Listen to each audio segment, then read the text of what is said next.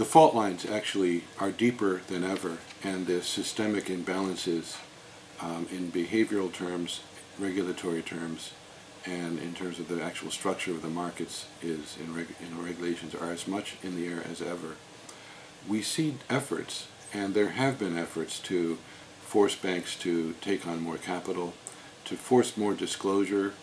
In some cases, for example, in the case of the UK, there were fairly serious efforts to regulate payday lenders and predatory lending. And these are advances, and these are very important.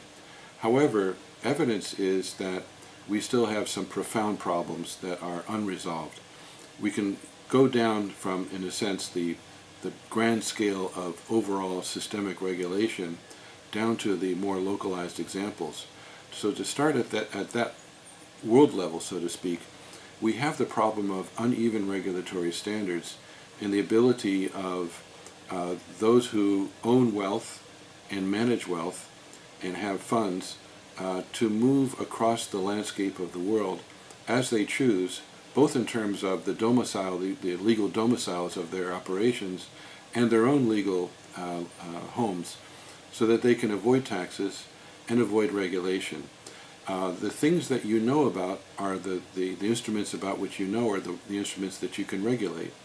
And one of the things that was true in the earlier crisis 10 years ago was that it was the newer instruments, not just the subprime securities, but also the other instruments, like for example the credit default swaps and some of the other futures and other contingent instruments that were new to Experian, with the bias in the system being toward less regulation.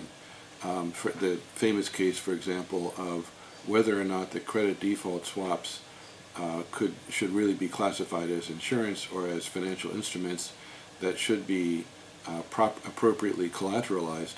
The finding was that they were insurance, and therefore they went to the relatively weaker state, in the U.S. case, state-run insurance regulators who were very weak and didn't see the crisis coming. So this kind of thing is now true in the case of auto loans, of student debt, and many other individual areas, just thinking of the U.S. case, but then thinking of what has been since 2008 even, a veritable explosion of consumer debt really throughout the world. Much of it has not been securitized. Securitization per se of smaller loans is much down, but the entire system of finance is now quite different.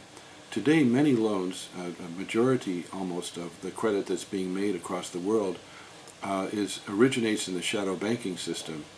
And that's a system that basically is outside, by design, outside of regulatory oversight, and in which essentially money has to be attracted to fund, to pay for, to underwrite instruments that are conformable. And that, first of all, creates a bias in terms of what will be picked up by these funds. There's a bias toward bigger entities, toward simpler things that are basically unfriendly to the kind of everyday credit that business and consumers need for their survival, their accumulation, and their well-being. And this is something that has not been resolved at all. The regulatory fissures between countries also are profound. The case of Brexit is exposing the problem. We have the spectacle of the City of London probably perched to leave, in portions of it to leave for other places. They've got great business in the EU, and they're going to relocate some of their places. And we see the great cities of Europe that are financial centers bidding for these services. It's a spectacle much like Amazon headquarters in the U.S. Asking cities to give them the most money so that they'll be the new headquarters of that company that's already among the richest in the world.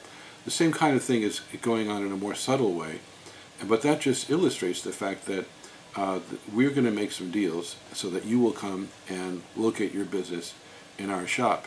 Meanwhile, however, what's happening there is that we already have an unevenly regulated registration, permission to make certain kinds of financial contracts. We have an uneven landscape of contracts that have secondary markets, those that do and those that don't.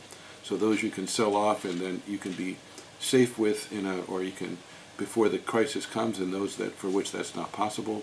That's a landscape that's already very confused across the globe. It's been patched together by clearinghouses and other banks that have been basically able to, banks and other players that have made markets and established routines and customer relationships that have allowed this patched up system to move forward. This is a system that since 2008, patched up as it is, has become ever more leveraged. In particular, the money markets, which were previously basically a relatively simple interbank affair, have now become hyper-leveraged. Repos and foreign exchange futures and other instruments are now tossed around as collateral as securities pay for securities, and we have this kind of game of make-believe in which actual collateral might be passed around 16 or more times in a circle, so that if this system is allowed to relocate it, the risks are tremendous because they only are stable insofar as the conditions outside the financial system remain stable, and insofar as the players who have taken responsibility for and made profits from organizing this, exploding, super leveraged set of commitments remain in place. This kind of reshuffling of location promises to do great harm and to possibly tip over the apple cart. So that's at that level. At the level of the system as a whole, we have unresolved problems.